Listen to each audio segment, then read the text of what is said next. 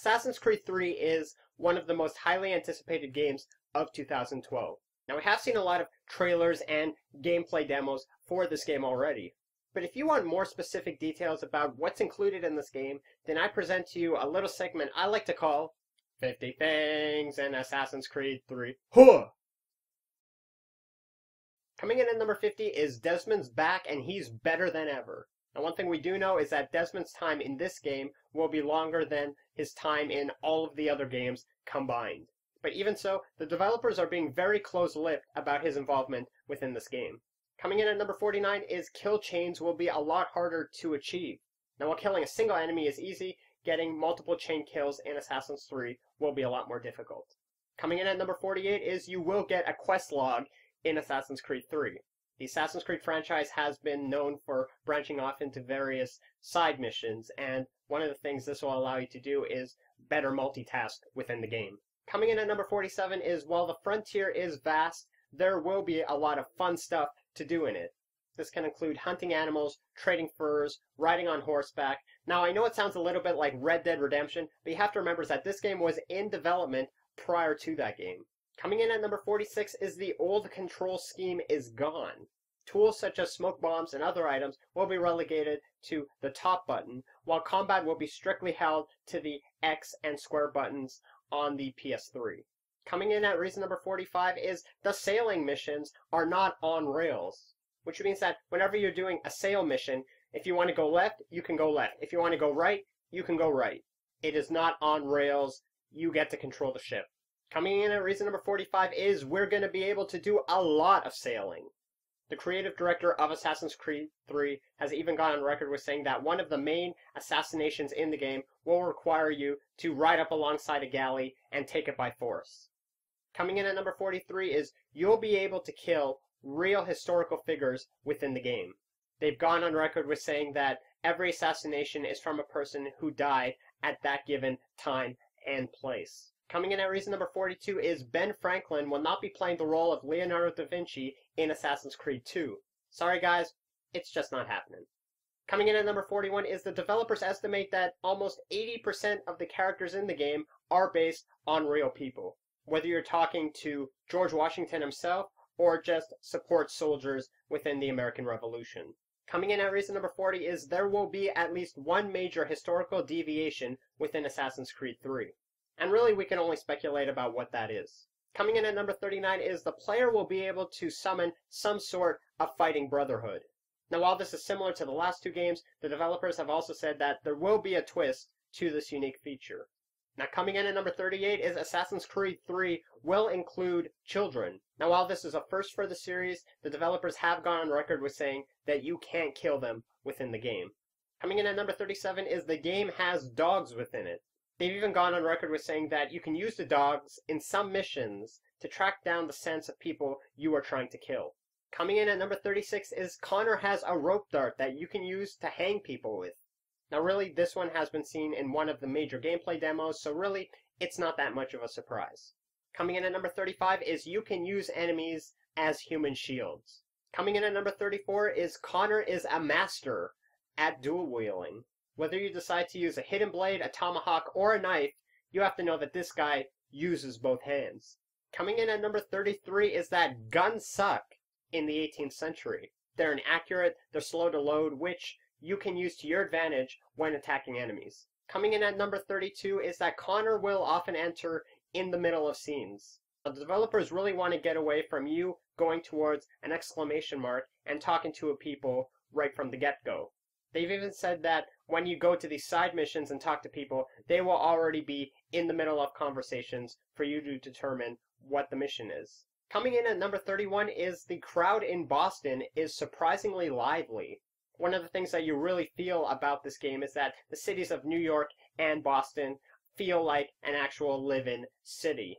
The characters don't feel like stock characters, but feel like human beings with actual lives and personalities. Coming in at number 30 is that all demos you've seen so far have been running on the PS3. Coming in at number 29 is the highlight of the Bunker Hill sequence is its impressive scale. In this sequence of the game, you'll be sharing the battlefield with literally hundreds of British and American soldiers. Coming in at number 28 is the highlight of the Boston section is a sequence called the Chase Breaker. Now, if you've seen past demos, you've already seen this sequence, and it's just one of the more astonishing sequences within the game. Coming in at number 27 is the discovery of a column of redcoats from the high treetops. Now, these enemies signify a real change in fighting tactics from previous Assassin's Creed games. Now, there is strength in numbers, but those can easily be used against you when you're fighting your enemies. Coming in at number 26 is one of the highlights of the Frontier missions is you'll be fighting hand-to-hand combat with a black bear. Now, if these black bears are anything like the ones from Red Dead Redemption, there might be a lot of surprises in store for us. Now, coming in at number 25 is, while the old gameplay footage showed Connor scalping a British soldier, this will not be in the game. Many people just found it too gruesome, and as a result, they took it out of there. Coming in at 24 is multiplayer will return. Not sure what that will entail, but I think we could look forward to some impressive multiplayer when the game's released. Coming in at number 23 is you won't see that many familiar moves from Connor in Assassin's Creed 3. One of the things that the creative directors at Ubisoft have stated is that all of the moves that you see Connor do in the game will be new and unique to the player. Now, coming in at number 22 is facial animations have been vastly improved. They've actually gone on record with saying that the amount of bones in the face have been doubled to give you much more fluid, much more natural facial expressions when talking to different characters. Now, coming in at number 21 is the series controls have been revamped, which basically means that you can hop over or slide under objects as you're being chased. Coming in at number 20 is the creators have gone on record with saying that Assassin's Creed 3 has twice the production capacity of the entire Ezio trilogy. There are more people working on this game right now than there have been on any previous Assassin's Creed game. And following that, coming in at 19 is they've also gone on record with saying that this game will be the largest of any Assassin's Creed game that they've made in the past. Not only in just physical size, but also in gameplay length as well. Coming in at number 18 is by the time Assassin's Creed gets shipped to market, it would have been in development for over 2.5 years.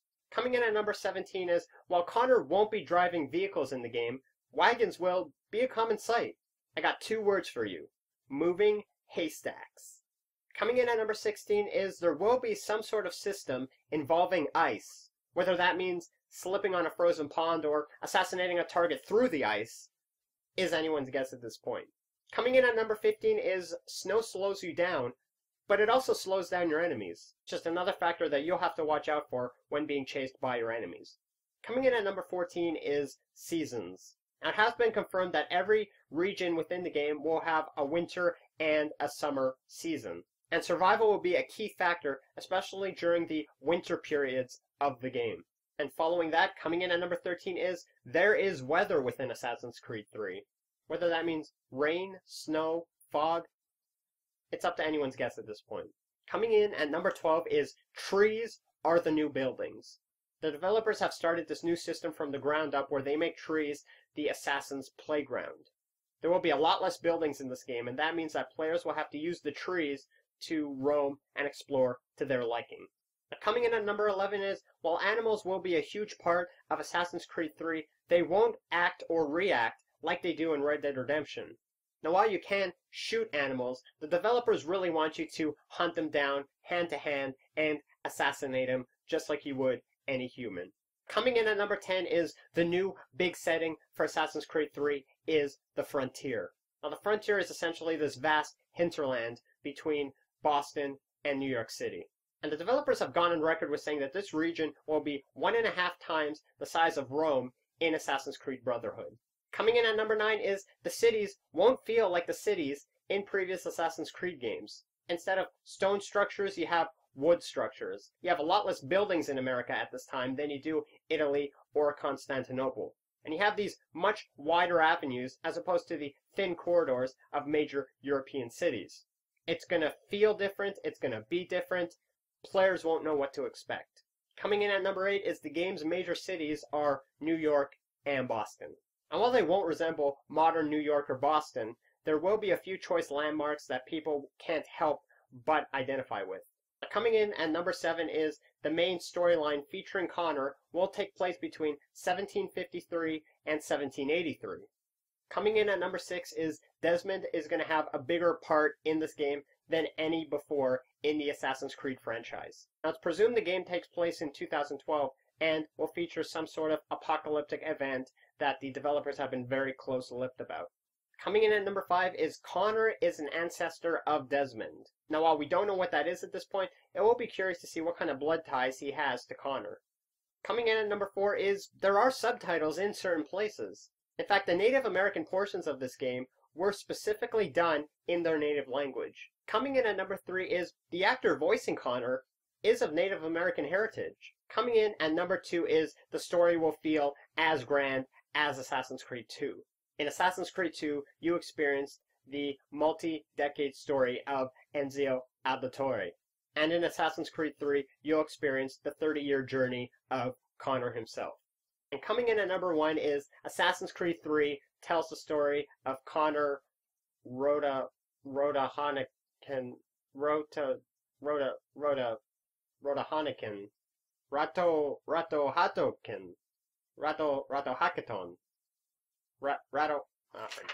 Now we do know he's a member of the Mohawk tribe, and his story of how he gets involved with the Assassins will be an interesting one, and I can't wait to play it. So there you have it, 50 things in Assassin's Creed 3. Now if you want to add something to the list, feel free to do so in my comments below.